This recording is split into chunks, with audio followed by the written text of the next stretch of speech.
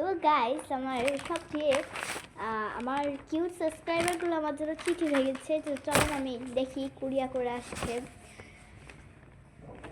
ডেলিভারির নাম হইতেছে SUVO।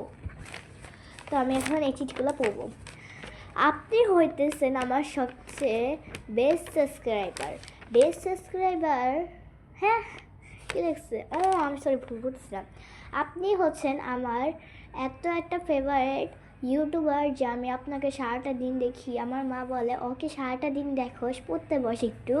তো আমি বলি যে না মা, আমি ওকে ছাড়া পড়বো না। তাই বলে যে আমার মা ঠিক আছে, ওর ছবি দিয়ে তুই পাশে বসে যা মোবাইল দেখতে। মোবাইল পড়া শেষ হয়ে গেলে আমি আপনার ভিডিও আবার দেখা শুরু করে ফেলি। আমি জানি না শুভ আঙ্কেল আমার এই পার্সেলটা দিবে নাকি, বাট আমি অনেক চেষ্টা করব আপনাকে, যেই হোক আমি আপনাকে এই পার্সেলটা দিব। আপনি ভালো থাকবেন। আপনার জন্য আমি একটা মুসলমান মেয়ে, আপনি একটা মুসলমান, তো আপনাকে সালাম দিলাম। আসসালামু আলাইকুম। ওয়ালাইকুম আসসালাম। তো একটা গেল। দ্বিতীয়টা, হ্যালো রোদেলা আপু, তুমি কেমন আছো? আমি জানি তুমি আমাকে খন্দে পড়ছো, কিন্তু এই টাইমে আমি হব না, কারণ আমার বাসা অন্য জায়গায়, সেখান থেকে অনেক দূরে বাসা।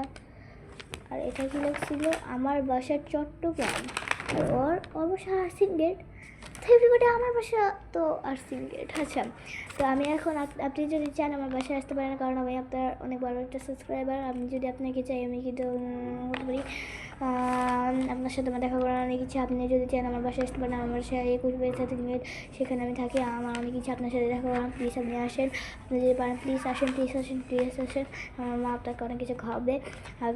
আপনি যদি খাওয়ার জন্য আসবেন না, খালি আমার কাছে দেখার জন্য আসবেন। প্লিজ একটু তাড়াতাড়ি চলে আসেন, প্লিজ। আমি একটা গেটের সাথে আপনার সাথে দাঁড়ায় আছি, গেটের সাথে দাঁড়ায় আসতে বলে।